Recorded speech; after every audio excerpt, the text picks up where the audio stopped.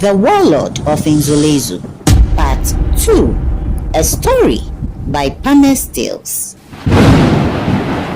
Opeyemi found herself sleeping in a dungeon when she woke up. Apparently, she was hit on the head with force and she passed out. It took her hours before she was able to recollect what had happened before she ended up where she was. She started screaming for help, but when she screams, her voice echoes back at her. Later that day, a servant brought food and water for her. Opeyemi rushed her food because she was very hungry. After eating, she began to think clearly.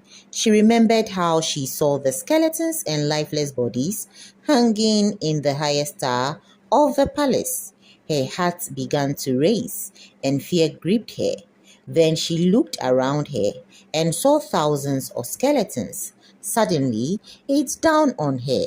This dungeon was separate from the other one. She walked around and noticed an inscription on the wall that reads, "Most painful death category."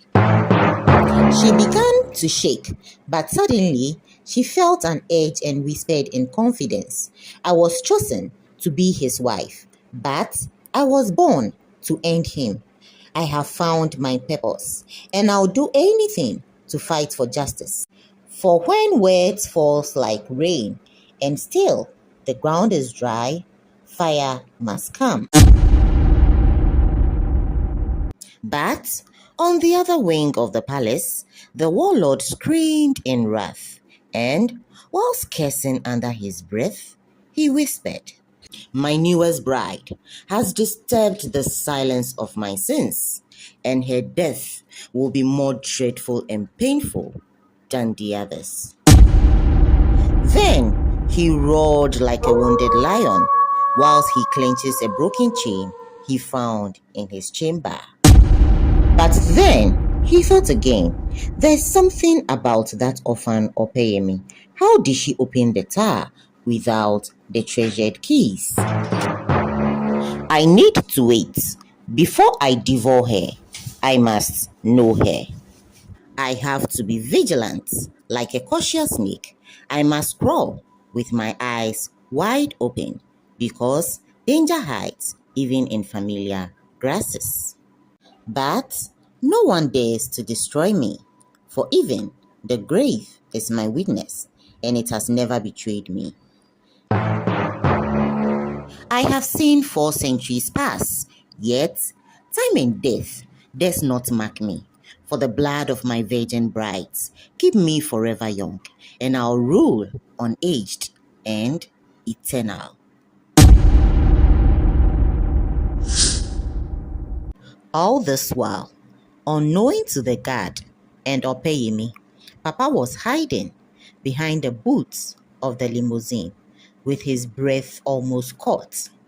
Exactly at 12 midnight, when the palace was quiet, he thought it wise to come out and find a way to save Opeyemi. But before he was 2 steps away, someone called from behind, "You old man from Oyo village, what do you seek from our king?" "Please don't kill me," Papa pleaded, unable to speak because he was dumb. Coincidentally, I was awake at the time. I had to rush down to save the old man. "He came to see me," I pleaded on his behalf. "But you are from Omoha village. How do you know the old fool?" the guard inquired in a harsh tone. Then I was smart enough to know Papa came for Opeyemi. I knew from the day she opened the treasure door that there was something peculiar about her. I snapped out of thoughts quickly and replied, "He is the king's new chef. We lost the old one, and you know we need a replacement. He is here to serve King Oba the Great." "Okay then," the guard replied. "Take him to the room of the old chef. I will inquire from the king by sunrise." And that was how I was able to save the old man just for a night. What happened next was terror.